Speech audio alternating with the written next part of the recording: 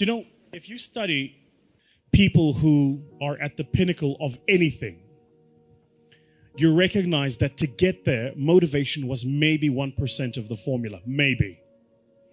1%. And I'll prove it to you.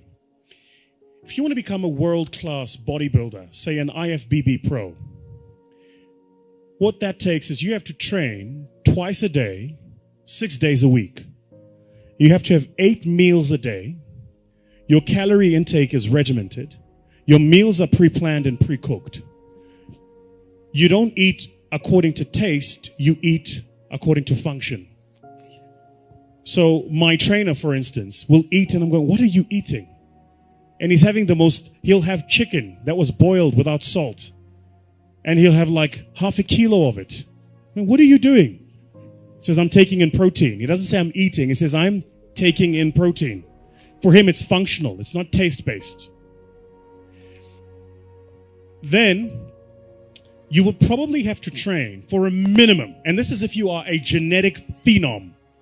You'd have to train for a minimum of 10 years before you could get on a stage and compete at an average level with an average global bodybuilder. Average. Okay. So why am I telling you this? All of us here at the beginning of a new year write these things called New Year's resolutions. And then New Year's resolutions, number 1, make more money. Yeah? Number 2, change my boyfriend. Number 3, get into shape. Yeah? Number 3, get into shape is somewhere in the top 3. So what do? You go to the gym, you get a gym membership. Yeah? You go to the local Nike store and you buy like all of your gym gear. You are motivated. You are inspired. You are going to the damn gym. You go to YouTube, you subscribe to all of the fitness channels. You go to your Instagram, you follow all of the fitness models. You are motivated. You are going to the damn gym. You're going to get in shape. That's what you're going to do. The people you're following on YouTube have been working on for a minimum of 5 years to look like that. So you have the incorrect understanding that after a month of working out, you're going to look like them. So what happens in the first month? You're excited. You go to gym every single month. And you take the pains and your body is sore, but I'm excited. I'm going to gym. Then life happens. Company doesn't make money. You don't make your targets. You fall a bit ill. Something happens. And all of a sudden you stop going to gym for a day. A day becomes 2, 2 becomes a week. Now all of a sudden you've had a gym membership for 3 months and you haven't been in that time. What did you miss? You thought motivation was the formula. Winners don't need motivation. Winners need discipline. Discipline's about getting it done because it needs to get done, not because I feel like it, not because I'm motivated for it. You think Nelson Mandela was motivated to spend 27 years in prison? You think Martin Luther King was motivated to march across the states and proclaim freedom? You think, if you look at people that change the world, they're not doing it because they're motivated. They're doing it because they made a commitment to do it and they disciplined to see it through. Discipline is far more important than motivation, which is why you got to be careful the decisions you make. Because once you make the decision, you have to see that decision through. Like my mentor says, first we make the decisions, then the decisions make us. So you got to be very careful the decisions you make. Be very careful the commitments you make. Motivation, I'm telling you now, is completely overrated. It's important. Don't get me wrong. We meet according to motivation. We feel good, rah-rah. But that'll fade. You need a stronger will and a deeper commitment to see things through. One of my key phrases for the whole day: disciplines work miracles. Disciplines work miracles. And here's the first piece that works miracles. Number 1, do what you can. Do not let neglect grab you by the throat.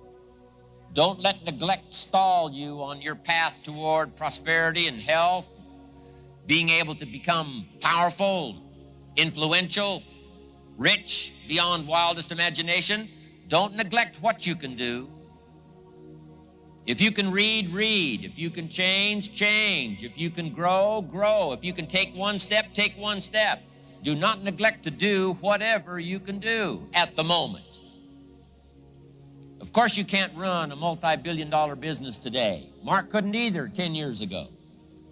Mark couldn't either 5 years ago. But I'm telling you, today he can do it because step by step, year by year, he took on what he could do. He didn't neglect it. He did the meetings he could do.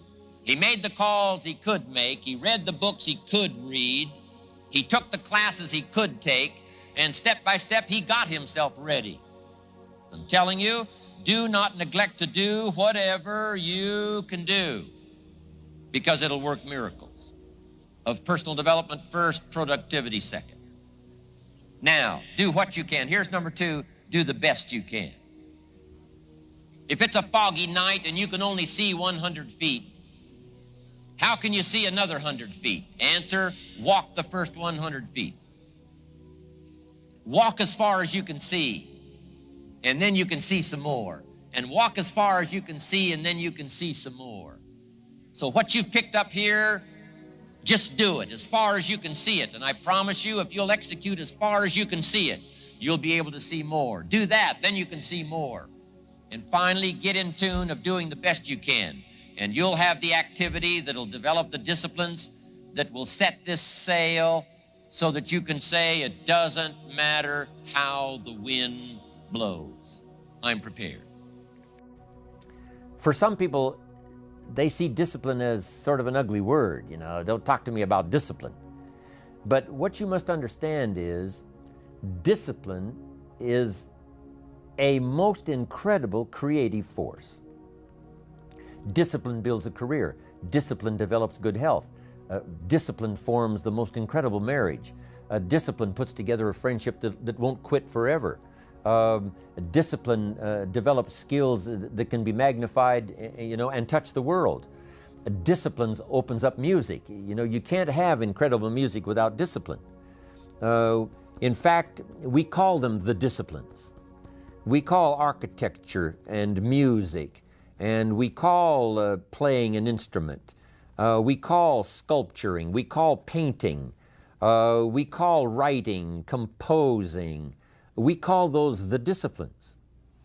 And the disciplines gives us the indication that, yes, it doesn't come except by discipline.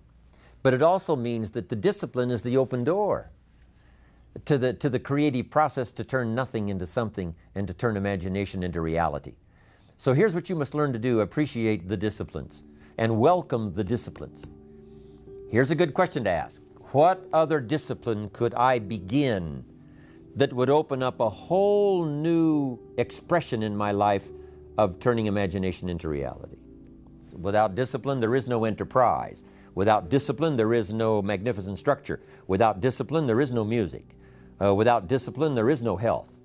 Without discipline, you know, there is no advantage. There is no future. So discipline is all when it comes to imagination, having something real, believing in it, and turning it into reality. The key to development is to be all that you can possibly be. I don't know what your talents are. I don't know what your skills are, but here's what I probably am right on, that you're behind on an accelerated effort toward your full development. I would suggest that. Now, for some of you, I know that's probably really not true. But even as I look at my own life, because, I'm tempted to procrastinate just like everybody else. I should have written 30 books by now. I've only written 4 or 5. I should have done a lot of things, but I haven't. I got distracted, and all of us, have these challenges. But what could I become? What could I become? I had one of my dearest friends. I've lost him. He died at age 53. One day, and he drank a little too much.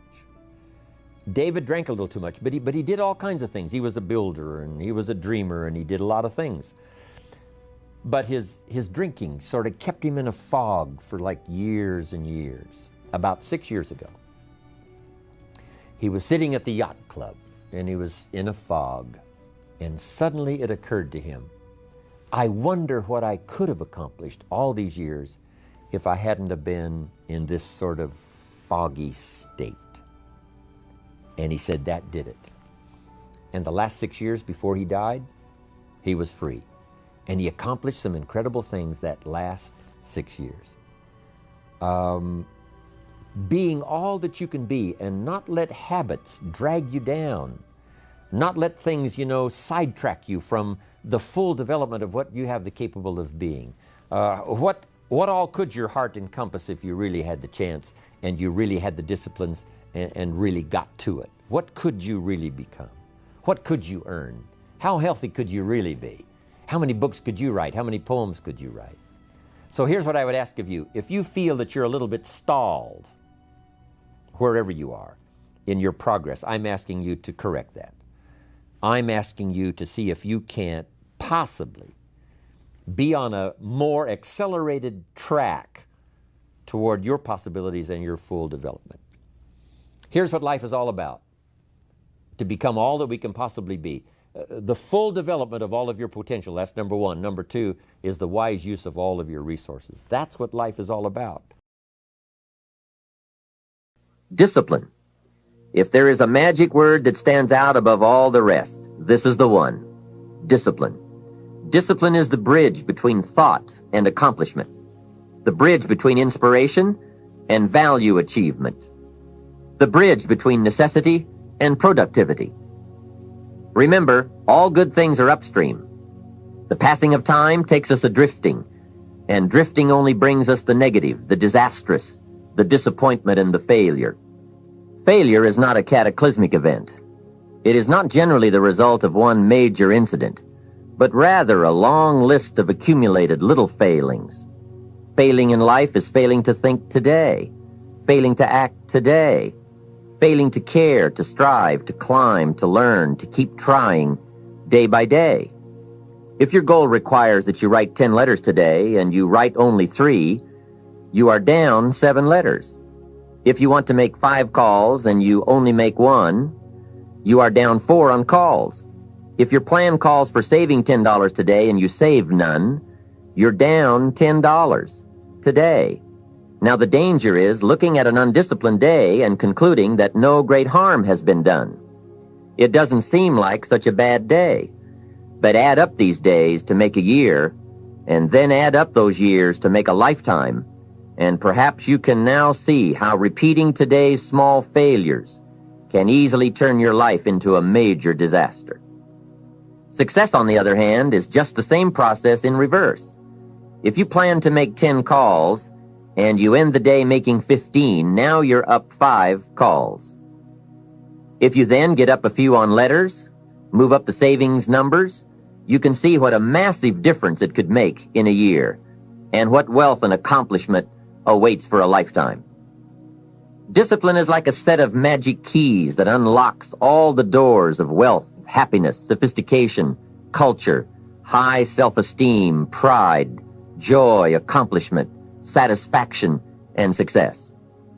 The first key to discipline is awareness of the need for and the value of discipline, and especially the discipline to make the changes. What will it take? What must I do? And what must I become to get all I want from my life? The second key is the willingness. More than that, the eagerness to maintain your new discipline deliberately, wisely, consistently. And the third key to discipline is the commitment to master the circumstances of your daily life, to see and harness the opportunities to make something of the sun and the rain, the good as well as what comes in the guise of misfortune. Discipline does many things, but most important of all is what it does for you. It makes you feel better about yourself. Even the smallest discipline can have an incredible effect on your attitude. And the good feeling you get, that surging feeling of self-worth that comes from starting a new discipline, is almost as good as the feeling that comes from the accomplishment of the discipline. Second, a new discipline immediately alters your life direction. You don't change destinations immediately. That is yet to come. But you can change direction immediately. And direction is very important. Third, discipline cooperates with nature. Everything strives. It is a common life function. How tall will a tree grow? As tall as it can. Everything strives to become all it can possibly be, And that striving to become is what discipline is all about. Disciplining ourselves to fulfill our natural potential to become all that we can be. And finally, discipline attracts opportunity. Opportunity is always looking for ambition and skill in action. Discipline taps the unlimited power of commitment. The human will in action, driven by inspiration, enticed by desire, tempered by reason, guided by intelligence, can bring you to that high and lofty place called the good life.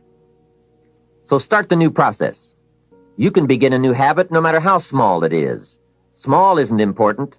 Whether or not you start and whether or not you continue are all that is important. So to have a prosperous life, start a prosperity plan. To become wealthy, start a wealth plan.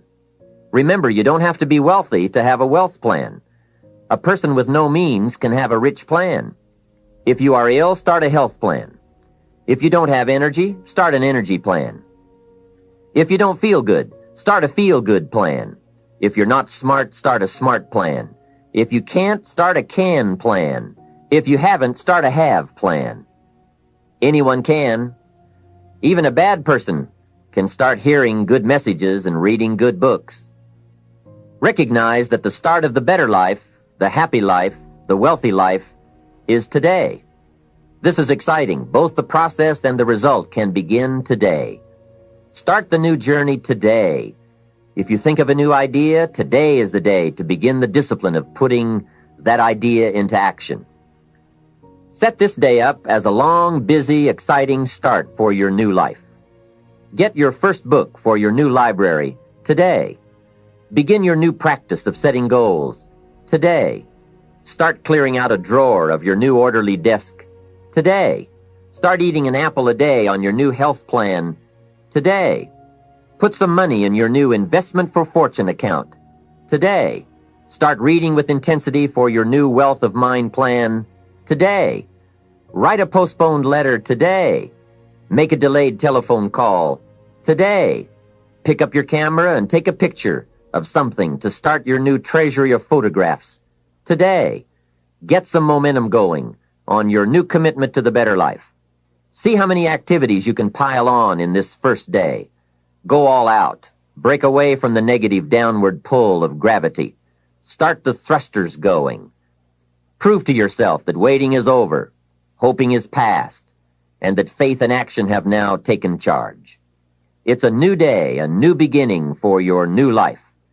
With discipline, you can't believe the list of positive moves you can make in the first day of your new beginning.